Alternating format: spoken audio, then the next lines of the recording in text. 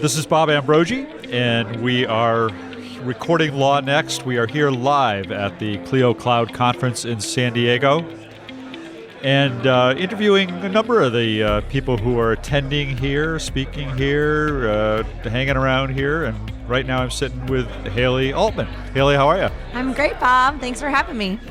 Good to talk to you. And I've known you for a number of years, but you kind of had some big news happen in just the last, 3 months or so, and it wasn't very long ago. Yeah, August 14th. So August 14th. So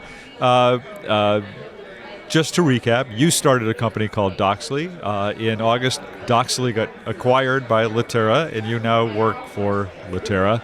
But so let's back up a little bit and tell us what Doxly was. Yeah.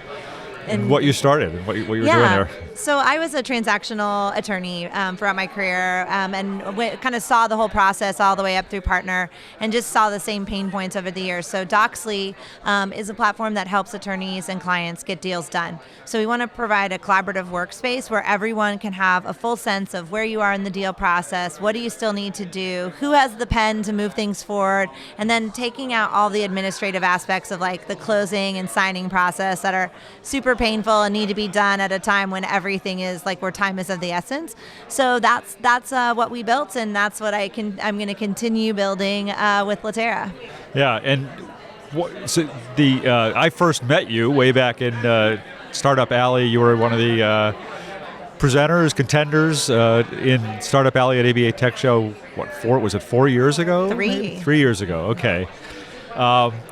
And what was the problem that you set out to address when you started Doxly? What was it missing that you thought needed to be fixed? Yeah, everything was just so paper based. So we'd have these Word document checklists that are supposed to tell us how we move through this deal, and you're talking about small deals like $1 million deal all the way to hundreds of millions, if not billions of dollars. And you're managing it all through this Word document that is out of date the second you send it to someone. So, and then you have all these teams where the associate's managing the checklist, but they aren't copied on the emails from the partners. So you never know where things are. And like these clients have legitimate needs to get these deals done on a specific time frame. Like they need to have capital to pay their employees. They need to hit a certain deadline from an SEC perspective. So the timing of how we get these deals done is so important. And so I wanted to, really take a look at what were the paper-based, repetitive processes, the admin work, the non-true legal work, and find a way to automate them. Yeah. So again, just assuming that all of my listeners don't know all of this stuff. So you were acquired by Litera. What is Litera? So Litera is a document drafting lifecycle company. So they look at all of the aspects of how you create the documents that you need to provide to your clients. So everything from creating them, building them from a template, to proofreading them. Now you've got to check the defined terms and section references. Now you want to compare versions, and you want to clean them and protect them.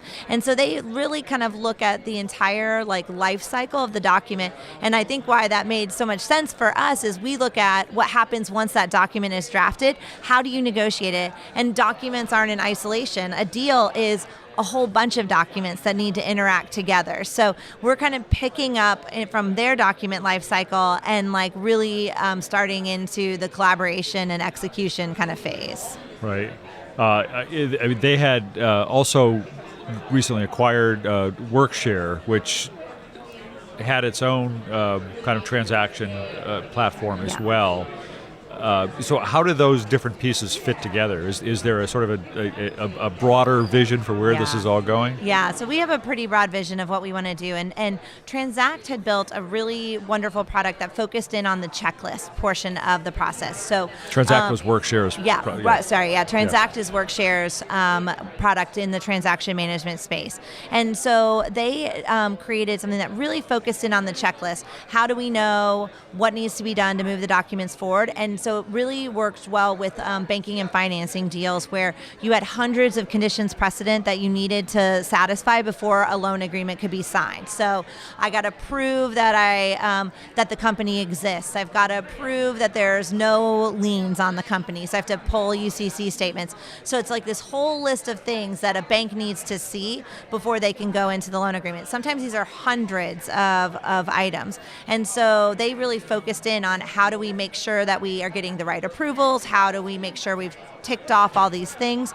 And so what we're doing now is we're taking what they've done in banking and finance and focusing on the checklist, what Doxly's done, focusing a little bit more on M&A, private equity, and venture capital, and really trying to build a best of breed product that services all types of transactions from all different geographic areas. So they were a UK-based company, so they did a lot of UK and EMEA deals where we're a US-based company, and we did a lot of US and Canadian deals. And so what we really want to do is make it so that you have one system that you can go in to negotiate deals, no point solutions. You go one place, can work through the entire process, no matter what deal type or jurisdiction you're in. Yeah. How has this acquisition affected you in the sense of what are your responsibilities now? What are you focusing on now? Yeah, so I mean, I'm focusing on... It's affected you in a lot of ways, which is not a very precise question, but what are you doing now? Oh man, I don't know. What am I not doing? No, I mean, so it's been a big change. You know, there are certain things now that I don't have to be responsible for anymore. Payroll, like I did my last payroll like a month ago, and that was really nice. Yeah. Like, so some of the I don't do a lot of the back office stuff or all the other management stuff that I used to do. But now it's like a totally different approach to it. We're saying we're going to combine both of these products. So what are the best features of each that need to come together to really meaningfully affect our customers? A big focus for me is like what it's important to bring those things together. What do we need to do right by both sets of current customers? And then how do you really tackle this adoption problem? So that's another big focus that I have is, we're going to build into this transaction management. We have a big vision of building it. We want to integrate the Latera products into the transaction management platform so that you really can actually, kind of work on your documents and the negotiation process in one place. So we have a big vision of what we want to do. And so my goal is to, kind of understand the landscape, help guide putting the companies together and creating the vision of what we want to do next, with a really heavy focus on what we need to do to increase adoption.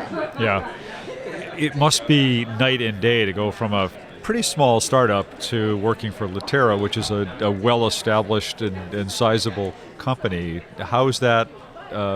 What's been the impact of that for you? I mean, that actually has been pretty amazing. Like, you get nervous. Like, I mean, you can't go into this not being nervous. Like, what's going to happen next? Like, there's a lot of systems to learn. So a bigger company has a lot of processes. Like, we do a lot of things by the seat of our pants. Like, okay, let's just do this because we need to do it. And so they've got, like great processes that they put into place and stuff like that. So there is a learning curve to get like our whole team up to speed on a new way of working. But then you have access to this huge, incredible team that you can work with, that you can bounce ideas off of, that can like take the pressure off of, we're working with some really large law firms and with a customer success team of like 2 people. And so to be able to like leverage an entire support organization, to be able to, tap into sales organization. We did founder sales and had 1 AE. So like, that was so it's been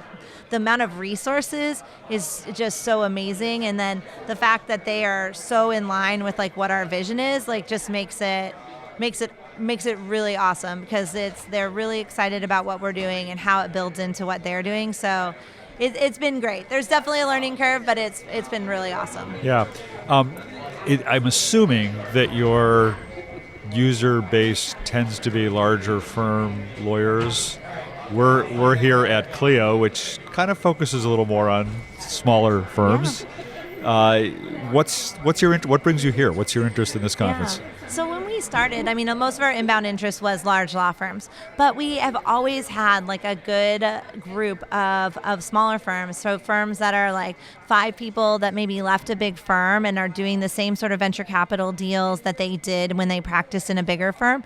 And so you're starting to see that more and more, where these are like very specific focused firms. They may be smaller, but they do the exact same type of deals. They do them at the same, a fairly high scale, and so they have the same needs, and they don't have the ability to add in extra resources. So where they may have had like a bigger paralegal team in the small firms, like they don't. So we've seen good adoption with like some of the smaller firms that are able to pick it up. They have less systems in place that make it harder to put technology in. So to me, it's like I love all of our large law firm clients, but I see such a market in being able to really help smaller firms get their deals done. Yeah. You're not an integration partner with Clio, though, right? No, that's something that we've talked to Clio about and have considered doing, and so it comes down to timing and focus of what we need, and we had a lot of large law firms, so we couldn't prioritize that yet, but that's definitely something we'll consider. Yeah. You said earlier that one of the principal areas of focus for you these days is just on increasing adoption.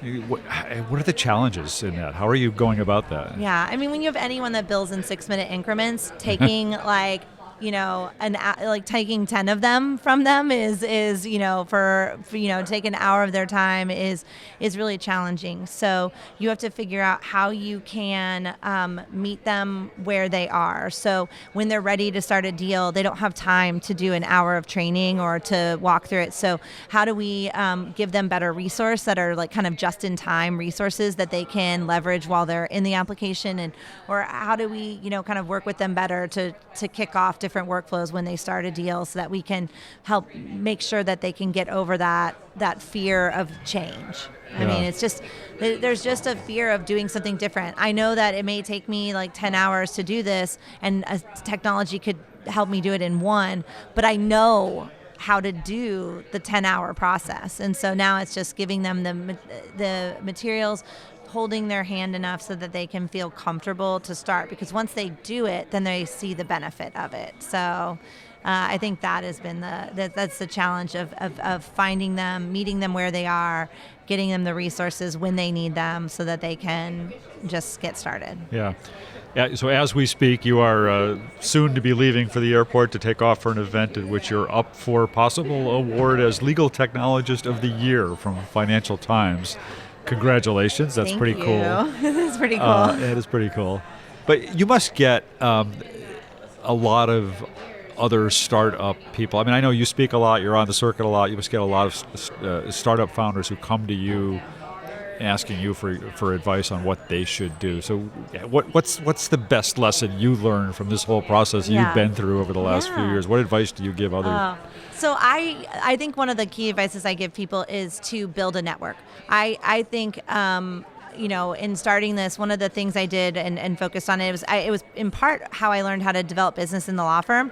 Like, I would put myself out there. I would go to networking events. I would challenge myself to talk to one more person than I had talked to the last time, never needing anything. I wanted to meet people, just understand what they did. And so I started doing that in this industry. So I would go to the conferences, I would speak if I could, but I would take the time to get to meet people, get to know them, get to understand without needing something from them. I just genuinely wanted to know. So then I had this community of people that I could ask questions to, or that I could get introductions to. And so then when the acquisition parts came up, I knew every CEO of a company that might acquire us. Yeah. And so I had genuine conversations with them, but I had built up that entire network, and that network would introduce me to law firms. They'd be like, hey, I just heard that this firm is looking for something in transaction management, and they'd make the introduction. And so like having that network, but then also having those people that you could really meaningfully have the harder talks with of what are the true challenges. Yeah. Now, when you're at a conference, everyone's got their, oh my God, it's so wonderful. Like, this is amazing. Love running a business. Like, it is horribly hard some days. Like, it can be very, like, someone just asked me on an AMA if being a lawyer is soul crushing. I'm like, being an entrepreneur can be soul crushing because you will have the best news. You'll sell a big customer, but then there'll be like a customer support issue where you're just like, oh my God, it's all falling apart. You know, it's just, So having those people that you can say, you know what, like I'm working on this deal and it's taken over 12 months. Like how am I going to close this, or what am I going to do? When am I going to raise more capital, or how am I going to like make this all work? Or gosh, I think I need to fire this person. Like I don't know how to do that. You know, so if you build that network, they make connections for you, but they also have real conversations with you, and can share what they've done when the challenges have faced them. Yeah, and I think a lot of entrepreneurs don't feel comfortable with the idea of, I don't know, failure is the right word, but not every company succeeds. No. And I mean, you had news this week of another legal tech founder who decided he's going to have to pull the plug, and you hired him, and he went to work for you. So that's good. But I know I've talked to a number of entrepreneurs who feel like they just, when the bad times are there, they feel like they can't talk about it because they have to put on this really good face of that everything's going great, and you know, the one of the companies that closed last year, another former Startup Alley and award winner here was the Tolly, the voice activated. The guy who started that wrote a great blog post. I don't know if you saw it on Medium, where he kind of talks about the whole process of starting and trying to keep it going. So it's a struggle. So I think that networking is really important to emphasize. Well, and then, I mean, you have that community you can talk to, and then when you find out that it isn't working and you are open with people, then it can lead to the next opportunities. And that's why, I mean, when Tunji told me he was thinking of going back to a law firm and back to practice, I was like, or come work with me, like continue building this vision. Like he's incredibly passionate and really wants to like bring meaningful change. And so when you've got that network, when you talk to people, and to be honest, they were one of our competitors at one point. And I just think that it just makes more sense to just get to know people. You should know everyone. Like I know all of the people, you know, I try to make a point to get to know people. I think it's, you know, even if we're competitive, we're still trying to do something that I think is important and pretty awesome. And the more each of us succeed, the better off we all are. Yeah. Well, no, I mean, that's one other thing I've seen in this space over the years, and Clio is a great example of it, of founders and entrepreneurs and business people who support each other. They don't see each other as competitors. I mean, Jack Newton is a perfect example of that at Clio, Ed Walters at Fastcase, people like that who over the years have just been mentors to so many other companies and startups. So good. Well, what else? Anything else going on? Anything else? You know, ask me in like a day or two, and then it might be something new. I mean, that's the exciting thing. I mean, I think with legal tech, everything goes so quickly. Everything's growing. Everything's changing. The challenges, you know, keep coming. And I think I'm sure we'll have some new news soon. But our goal is to just stay focused on delivering a really awesome integrated product. Yeah. Well, I imagine you're still full bore in the integration process. I mean, that's got to be absolutely. I mean, we're really like kind of focused in on that, and just like what are we going to build that's going to make be the best thing for all of our customers, and be something that's truly distinct in the market as a go forward basis. So leverage a lot of talent, a lot of ideas, and really kind of bring it together. Yeah. Well, congratulations on all your successes, and I hope you win today. Thank you. That you well deserved, of course, and thanks for taking the time to talk to me. Good to see you. Thank you for all of your support over the years. All right.